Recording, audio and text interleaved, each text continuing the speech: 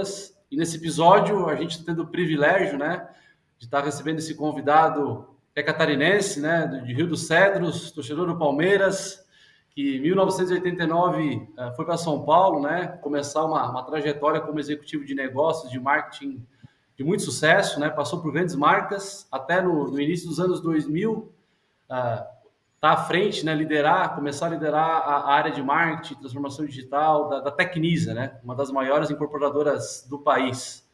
Em paralelo a isso, né, traçou uma carreira também como professor das principais escolas de negócios do Brasil. Então, é alguém que eu particularmente já comentei com ele, né, alguém que eu tenho como grande referência. Não só eu, grande parte dos profissionais do mercado imobiliário vê o Romeu Buzarello como uma grande referência. Então, no nosso convite aqui, quando o professor está falando, vem coisa boa, né? Se é papel, se é caneta, se é bloco de notas, né? Então, mas vamos lá já dar as boas-vindas, né? E mais uma vez agradecer, né, professor? E me permita chamar de professor, como eu falei, ainda não tive a oportunidade numa aula física, mas online a gente consome muito seu conteúdo. Então, Romeu Buzarello, obrigado por despender do seu tempo para trocar essa ideia com a gente. Tudo bem? Ramon, muito obrigado. Obrigado pelo convite, obrigado pela tua gentil e generosa apresentação. Mas eu sempre começo desconstruindo a minha apresentação. Eu estava no Vale do Silício em 2016, fui com uma missão de negócio no Vale, e eu assisti uma palestra do Red Hunt que me marcou muito, me ajudou muito no meu processo de todo de refundação. Ele estava entrevistando um diretor de marketing para uma operação no Vale do Silício, veio esse candidato para a entrevista e começou a discorrer a experiência dele. Ele falou, olha, eu tenho 36 anos de mercado, trabalhei no mercado automobilístico, também no mercado imobiliário, conheço o mercado farmacêutico, conheço o mercado latino-americano, conheço toda a mídia americana, todo o broadcast americano, gerenciei milhões e milhões de orçamento de comunicação.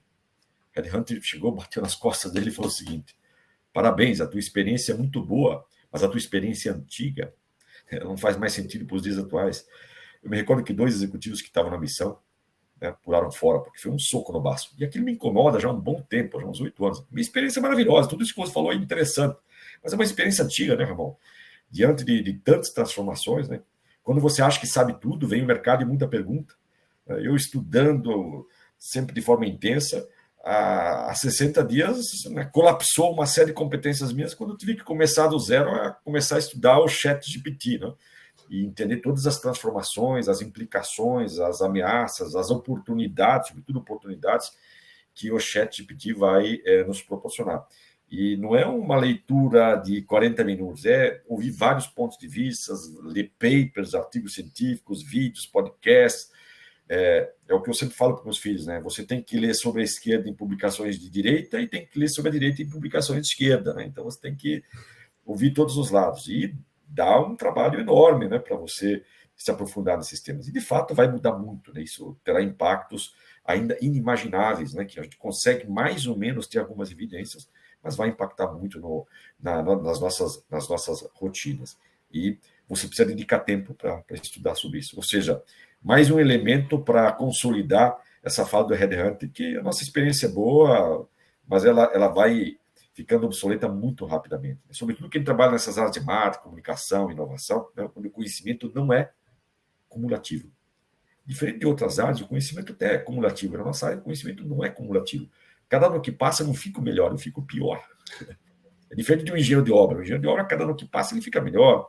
O diretor jurídico, cada ano que passa, ele fica melhor. Um diretor de incorporação, cada ano que passa, ele fica melhor. Um diretor comercial, cada ano que passa, ele fica melhor. Mas um diretor de marketing, comunicação e inovação, não necessariamente. Cada ano que passa, eu fico pior. Exato. Então, a gente tem que ter coração de estagiário, né? Não existe mais aquela expressão ex-aluno. Acabou, né, Ramon? Não tem mais ex-aluno no... Não é no... Desculpa. Não é no nosso... Desculpa. Não é no nosso setor, né? No geral, como um todo, a gente tem que ter esse coração de estagiário. Eu sempre falo nas minhas aulas que a educação é a nova aposentadoria. Uhum. Você que é mais jovem, né, Ramon? Para você seguir adiante na tua jornada e estar lá com seus 55, 60, 65 anos na ativa, a única forma de você se manter na ativa é você cuidar da tua educação, porque a educação é a nova aposentadoria. Né? Claro que quanto mais você avança na cronologia, mais o mercado te castiga por isso, né? A gente vive num país que tem uma velhofobia, né, em relação a isso. Eu achei que eu ia chegar com 57 anos e as empresas não queriam os gurus. Cheguei com 57 e as empresas querem os guris. Né? Mas se você tiver uma boa educação, estiver sempre estudando, inquieto, eu não tenho emprego. Dificilmente uma empresa hoje me contrataria como um executivo com dedicação integral. Mas eu não tenho agenda em termos de trabalho, eu tenho muito trabalho. Olha como demorou para nós marcarmos esse bate-papo, né? Porque tem muito trabalho, né? Por isso que a gente tem que cuidar da educação, porque se você tiver as competências minimamente atuais que o mercado te solicita, você vai ter trabalho. Porque as empresas também precisam de gurus, porque o guri traz uma coisa que nós gurus não temos, muita energia. Nós gurus colocamos na mesa muita luz, né? Então, essa complementaridade de energia do guri, que é o teu caso, que é mais jovem, que tem uma energia, que quer fazer, que quer transformar, com a luz do guru, esse é o coquetel ideal, né, para que as empresas possam minimamente traçar seus caminhos, que são cada dia mais difíceis, né? Mas, por outro lado, quem tiver minimamente inquieto e buscando conhecimento recorrente, eu digo para você que os próximos 4, 5 anos serão anos espetaculares, espetaculares em termos de oportunidades. Muita coisa nova surgindo, né? Lembrando, Ramon, que a idade da pedra não acabou por falta de pedra, né? O que mais tem nesse mundo é pedra, né? Então, o nosso setor pode ficar tranquilíssimo, que é um setor privilegiado. As pessoas sempre vão precisar de tijolo, ou para morar ou para trabalhar, o tijolo sempre está aí, né? Então, incorporadoras e construtoras não precisam se preocupar. O que muda é o modelo de negócios, a forma de vender, você tem que melhorar a tua produtividade, a tua eficiência, né? Isso é importante, né? Ter uma marca empregadora para sempre ter talentos trabalhando com você, porque o talento quer trabalhar numa marca empregadora, né? E é um desafio novo hoje, né? Não sei se vocês também devem enfrentar isso na região de vocês, mas aqui em São Paulo eu não entrevisto mais o talento. O talento é que me entrevista, né? Então eu vou para uma entrevista de um candidato, eu cruzo os braços e deixo ele me entrevistar. Eu já não entrevisto mais ele, né? Se ele é talento, ele vem com as perguntas, ele vem com os questionamentos e eu respondo para ele. Eu já nem pergunto mais, né? Olha como as coisas mudaram de 4, 5 anos para cá. Então, eu entrevistei muita gente ao longo da minha vida, mas eu entrevistava mesmo, né? Hoje não. Hoje eu sou entrevistado pelos candidatos. Novos tempos, né? Como falava o nosso glorioso Karl Marx, para quem estudou economia, né? Estudou Marx 1, Marx 2 e Marx 3, o Marx falava: o proletariado vai tomar o poder, né? E é o que a gente está vendo aí. Quando eu falo proletariado, são os talentos, né? Exato.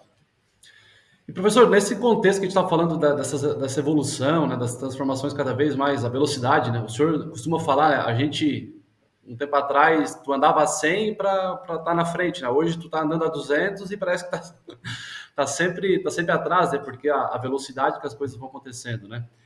Trazendo para esse contexto das incorporadoras, né, professor, acho que um ponto que é essa questão do foco no cliente, né? Então, o senhor também sempre traz a gente não ser monotema, né? Então, eu gosto de acompanhar, o senhor está dentro da agenda de vários outros segmentos. Hoje está muito em voga, né, essa questão do CX, né, do CS, né, da experiência do cliente, né? Pela sua experiência, né, não só de Tecnisa, claro que é uma referência no Brasil, mas a gente trazer o cenário de incorporadoras no Brasil, pelas suas andanças, né, pelo Brasil dando palestra, né? Como é que o senhor vê essa pauta aí nas incorporadoras, essa visão de experiência do cliente, CS, enfim? Olha, Ramon, por incrível que pareça, eu tenho visto boas práticas de CX e CS no mercado imobiliário fora do eixo São Paulo. Eu tenho visto muita iniciativa boa em locais inimagináveis. Eu tenho palestrado em muitas empresas do setor, Brasil afora, Norte, Nordeste, Sul, Sudeste, interior de São Paulo. E eu tenho visto construtoras assim regionais com trabalhos impecáveis, trabalhos muito profissionais que me encantam muito, né? Coisa que em São Paulo a gente vê poucas empresas fazendo esse trabalho, né? O nosso setor é um setor que é focado no produto e não no cliente, né? E o nosso setor também tem dificuldades em atrair bons profissionais nessas áreas de CX e CX, né?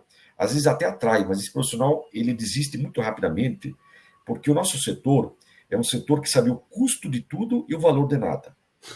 Concorda? Porque é um setor formado por pessoas muito inteligentes, com uma pegada matemática, cartesiana, 2 mais 2 é 4, mas muitas vezes 2 mais 2 não é 4. 2 mais 2 pode ser 22, pode ser dois patinhos na lagoa, né? E quando você se depara muitas vezes com pessoas com formação cartesiana, elas têm dificuldade em entender valor nas coisas, né? E quando se fala em CX, às vezes você não tem o retorno amanhã, mas você vai ter ao longo do tempo, né? Então, Eu, quando eu trabalhava na Tecnisa, eu acordava todo dia com não e passava o dia todo correndo atrás do sim.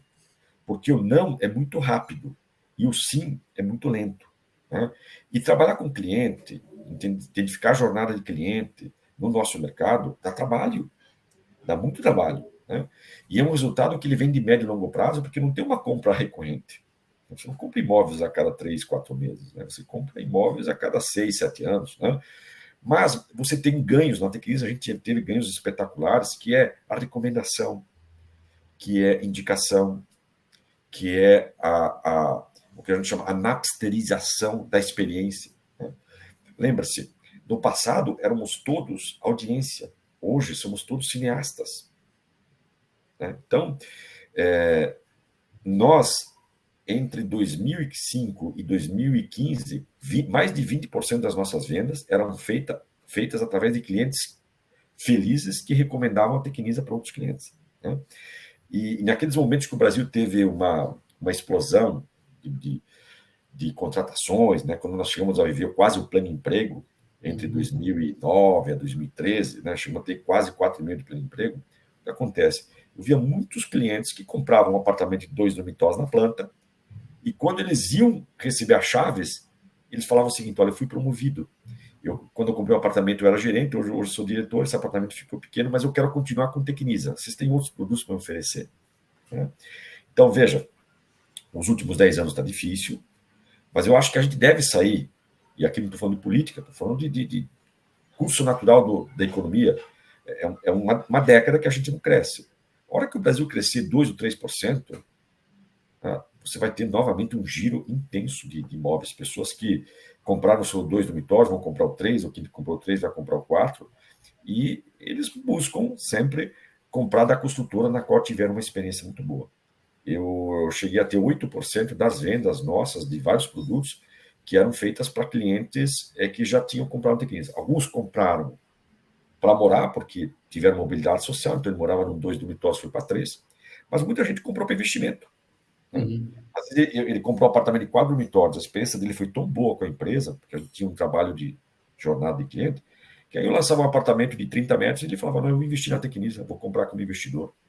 Né? Então, dá muito trabalho, o resultado não vem em um ano, ele vem depois de 4, 5 anos, porque os nossos ciclos são ciclos mais longos, mas ao longo da jornada é muito importante.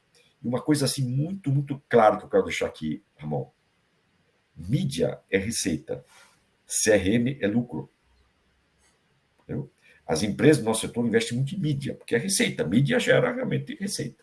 Mas o que gera lucro é o CRM, é a jornada do cliente.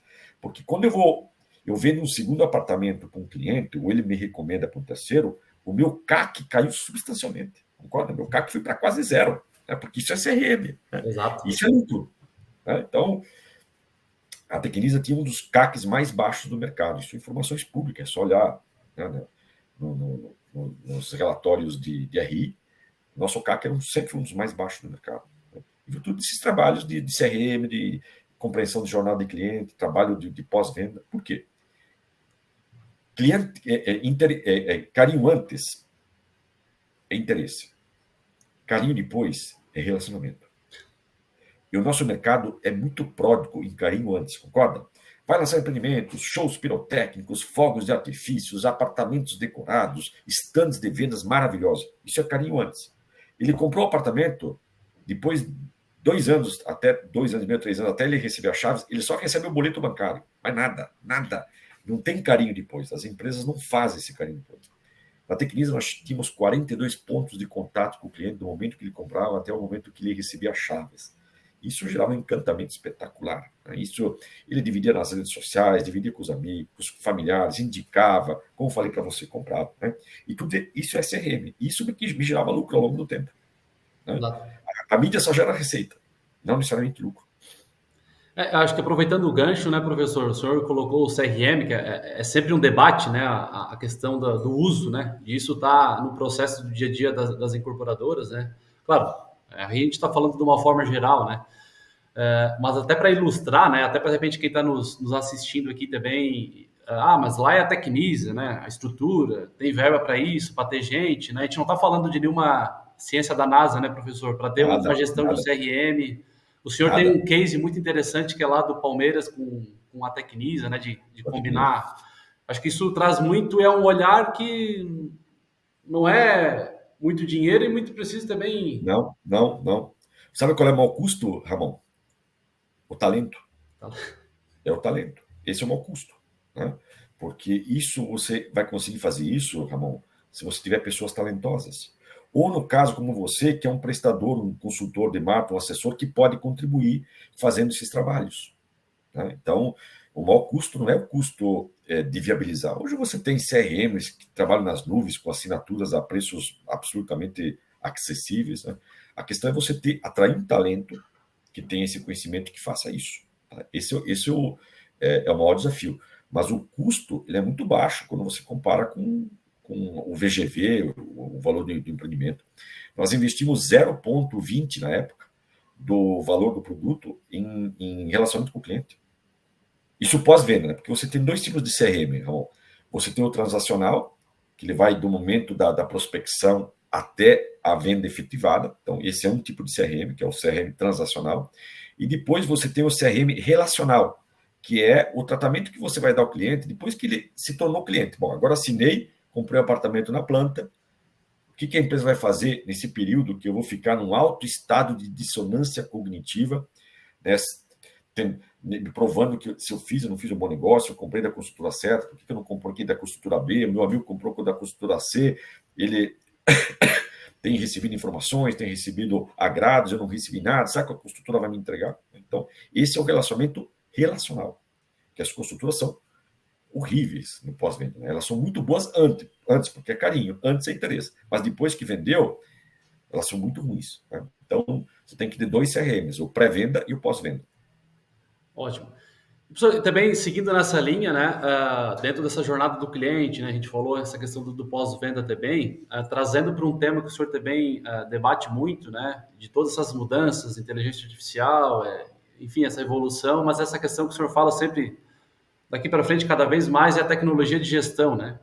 Então, nesse contexto, né, hoje, claro, algumas incorporadoras, algumas não, né, as incorporadoras que estão em grandes centros, né, São Paulo, né, hoje tem as suas houses, né, que fazem a sua força de vendas, né, mas se a gente for fazer um extrato aí, boa parte das incorporadoras, né, não tem um número exato aqui, mas a sua grande maioria, a sua força de vendas é totalmente dependente dos canais parceiros, que são as imobiliárias, né.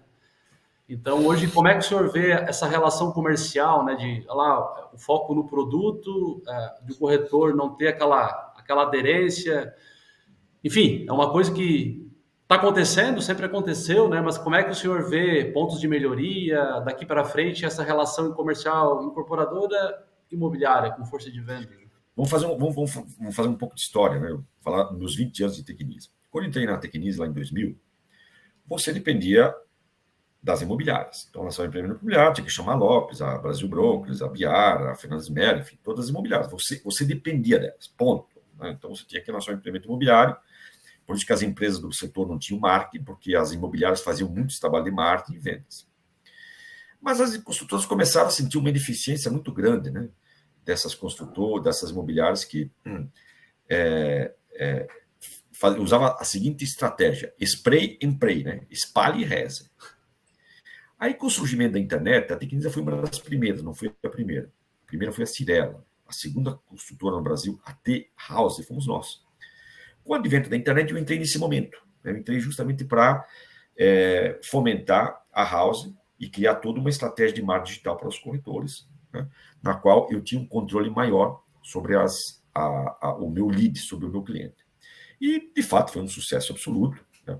Foi uma briga recorrente com as imobiliárias, que não aceitavam, né, essa proposta e achavam que nunca se ia se vender pela internet, que era um absurdo, o cliente tinha que ir no stand e tal. E a gente estava, realmente, na época, um pouco à frente.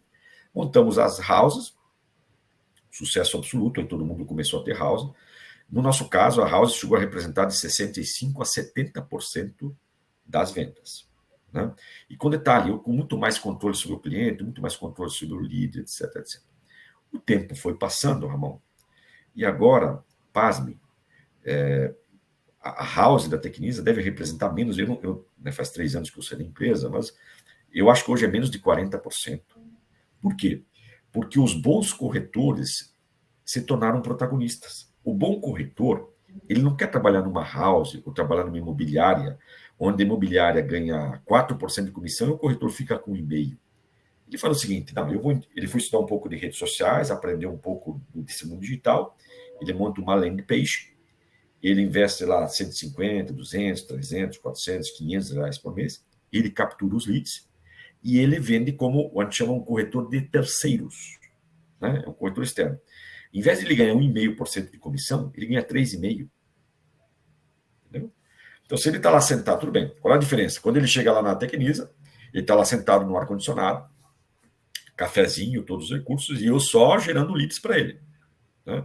Então, eu gero 30, 40 leads por dia, ele se lambuza nos leads, né? E ele ganha 1,5% de comissão. Aquele corretor um pouco mais empreendedor, mais talentoso, mais visionário, fala, não, eu vou montar uma landing page, eu vou fazer umas estratégias de marketing social, vou investir na OLX, no Zap, tal, vou capturar os leads, e o que eu vender, eu vou ganhar 3,5% de comissão. Então, no apartamento de milhão de reais, ele ganharia 15 trabalhando comigo e 35 sendo um corretor autônomo. Então, hoje, nós estamos vendo aqui em São Paulo, eu tenho observado no Brasil, uma corrida muito grande de corretores autônomos, que resolvem não ter mais chefe, ele é um empreendedor. E, às vezes ele é a esposa, ele é um amigo, né? E ele se tornou um empreendedor.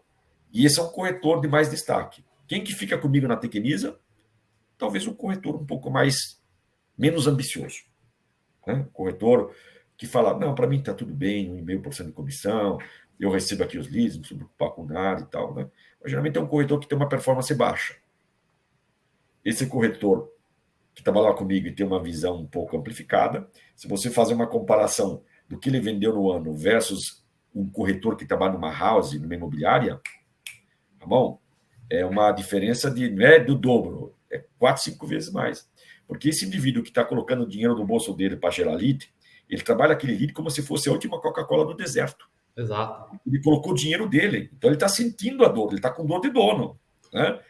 E ele fala, pô, mas aqui se eu vender eu vou ganhar 35 reais. Então ele realmente trabalha pesado. Né? Nós temos uma brincadeira no nosso dia a dia, que o corretor de house, ele é um corretor muito altruísta, porque ele ama o próximo. O próximo lead, né? É o próximo lead. Então, ele se lambuza. Eu gero 30 leads por dia, é natural que ele se lambuze, não consiga fazer o follow-up, não consiga fazer o acompanhamento correto e tal.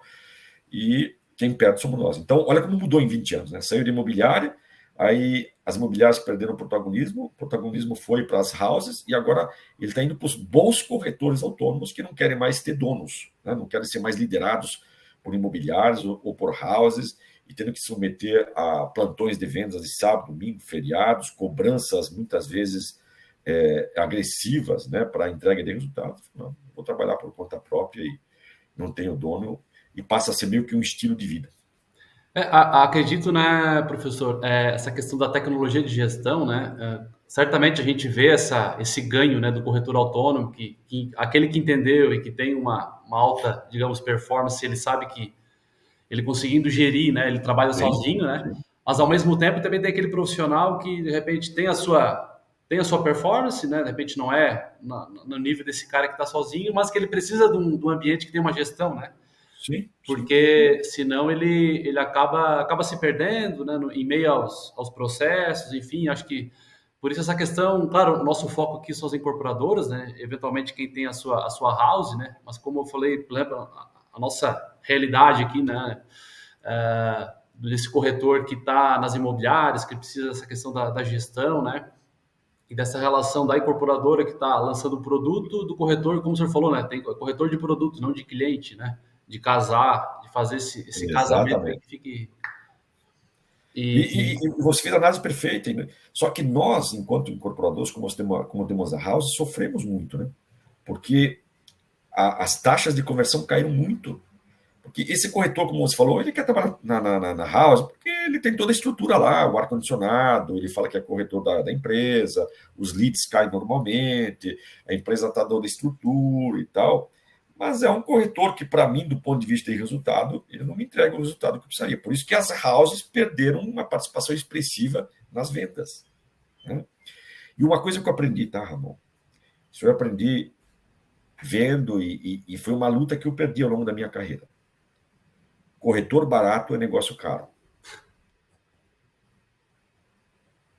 Cara, eu sempre falo, né, corretor barato é negócio caro. Não paga 1,5%, paga 2,5%. 2,5%. E em vez de ter 100 corretores, tenha 30. Mas deixa esses caras ricos. Eu quero ver corretor rico, eu quero ver corretor ganhando dinheiro. Eu ficava feliz quando via lá poucos, né? Poucos corretores, às vezes ganhando 130, 150. Já vi corretor ganhando R$ 250 por mês. Aquelas épocas de lançamento, quando você tem um bom lançamento. Tal. Esse é o cara, eu fico feliz. Né? Corretor barato é negócio caro para incorporador e para construtora. Exato. E dentro ainda dessa questão que o senhor fala do corretor, né, da sua gestão, né, o senhor também fala muito das oportunidades que eu tenho de ouvir essa questão, não dá mais para trabalhar no fluxo, né, tem que ter a metodologia, né. A metodologia, perfeito. Pô, parabéns, hein? Você tem assistido aí as minhas lives aí com. E você foi naquelas lives mais específicas, né? Porque eu tenho lives mais genéricas. Eu falo muito sobre essa questão do fluxo versus a metodologia, né? O corretor está acostumado a trabalhar no fluxo e vai entrando em lead e vai ligando, e aí ele pega lá todos os leads e manda imagens no WhatsApp para 300 clientes. Só que tem cliente que está no topo do funil, está no meio do funil, está na base do funil. E ele não está trabalhando com metodologia, ele está trabalhando com fluxo. Brum, spray and pray, espalhe, reze e vê o que vai acontecer. Ele não sabe olhar para o CRM, ver como é que está a temperatura do cliente, se ele está na entrada, se ele está no meio, se ele está na base do funil. Como é que eu vou usar a estratégia para aqueles 5 clientes que estão lá na base do funil, falta 5 meses para fechar o mês, a empresa me cobrando o resultado, por que eu vou trabalhar naquele cara que está no topo? Vou trabalhar na última semana esse cara que está na base do funil. Né? Isso é trabalhar com metodologia, porque hoje não é mais marketing, né? É matemarketing. Venda se tornou um processo científico, não é mais um processo comercial. Não é mais com aquela conversa, né? Compra pipoca e eu te dou sal. Não, cara. É você olhar para o teu funil de vendas, ver o estágio do cliente, ver as mensagens que você trocou, ver a temperatura dele, você saber com quem você está conversando, né? Se ele é um diretor, se ele é um gerente, se ele é um advogado, se ele é um empresário, se ele é tudo isso aqui você tem essa informação. É matemática pura. Eu cada vez mais vejo que vendas é matemática pura, pura. Mas aí é o que eu falo, tem um descasamento de competências, né? Você tem uma dificuldade das pessoas compreenderem isso, né? E eu também, no meu final de carreira, desanimei um pouco, porque a gente tinha lá o estado da arte em matemática, em CX, em CX, colocava a bola na marca do pênalti com o juiz cego, o goleiro manco, dava 2 chances, se não der com o pé esquerdo, coloca com o pé direito, se não der com os pés, pode colocar com a mão. E tinha gente que chutava para fora do estádio, né? Porque não tem aquela ambição de aprender, de se desenvolver, né? E eu estou vendo muito corretor aí ficando pelo caminho, porque ele é negacionista, ele teve dificuldades em compreender que vendas é cada vez mais metodologia e não mais fluxo, é mais matemática, é mais processo, é mais acompanhamento, é mais follow-up, e você tem todos esses recursos, né? Mas você tem que minimamente ter um letramento em CRM, e tem corretor que não tem letramento em CRM. Eu gosto muito de uma frase que eu vi faz uns 2 anos, um jornalista do New York Times, entrevistando o Woody Allen. Ele pergunta para o Woody Allen: Woody, o que você acha da morte? O Woody Allen respondeu: não concordo. Como não concordo? A morte é um evento inevitável da vida. Não, mas eu não concordo. Como eu não concordo? Né? E eu me deparei com muitos Woody Allens ao longo da vida, né? Que não concordava com coisas óbvias. Para que você vai distribuir panfleto na rua se você tem 80 litros para trabalhar dentro do teu CRM, que estou aqui no funil de venda, que você mais ou menos sabe o estágio dele? Para que eu vou investir em distribuição de panfleto, né? Colocar fogo na casa para matar barata, se eu estou trabalhando com sniper aqui, né? Estou assim com ogiva teleguiada, né? Estou com uma ogiva teleguiada em cima do que não, vamos distribuir panfleto. Aí você falou, não, aí você vai desanimando ao longo da jornada, né? É muito Woody Allen. E uma das minhas premissas nessa minha nova jornada de vida, se eu sentar numa mesa e começar a ver que o indivíduo tem evidências de Woody Allen, eu pulo fora.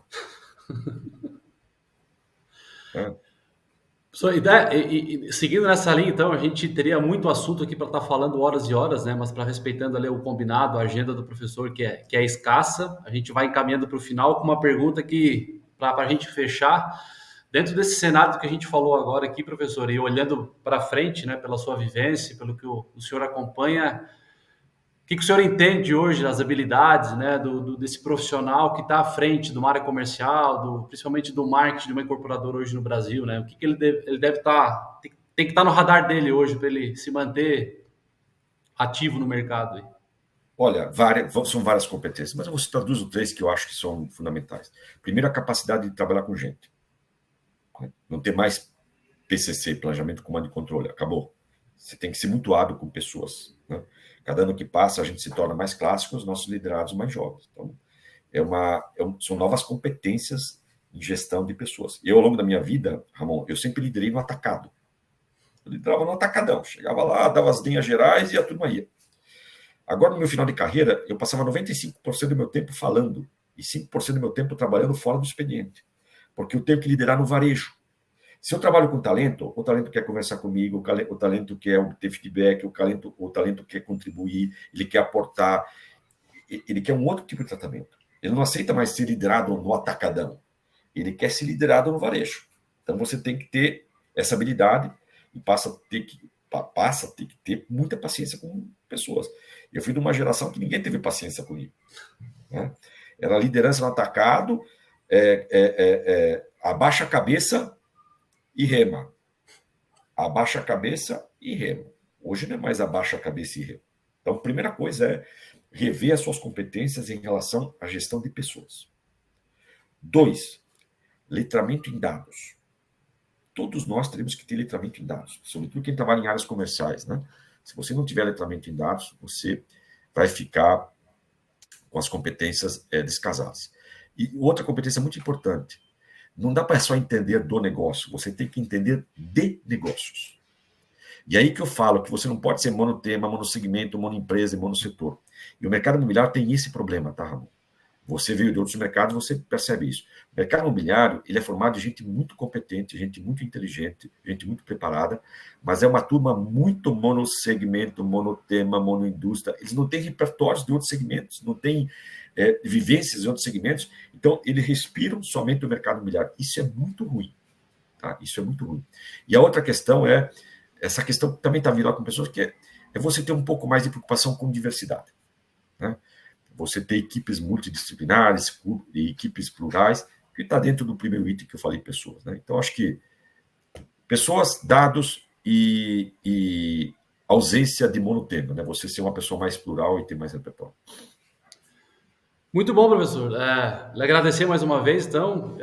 Como eu já falei, já consumi bastante conteúdo do senhor, mas eu já fiz algumas anotações aqui desses minutinhos que a gente ficou batendo papo aqui. Então, quero deixar meu agradecimento aqui, né? E deixo o espaço aqui para suas considerações finais, caso o senhor considere também algo relevante que a gente não tenha mencionado, que o senhor considere deixar algum recado para a nossa audiência aí, que, via de regra, são profissionais que atuam no mercado imobiliário, mais especificamente nas incorporadoras, né?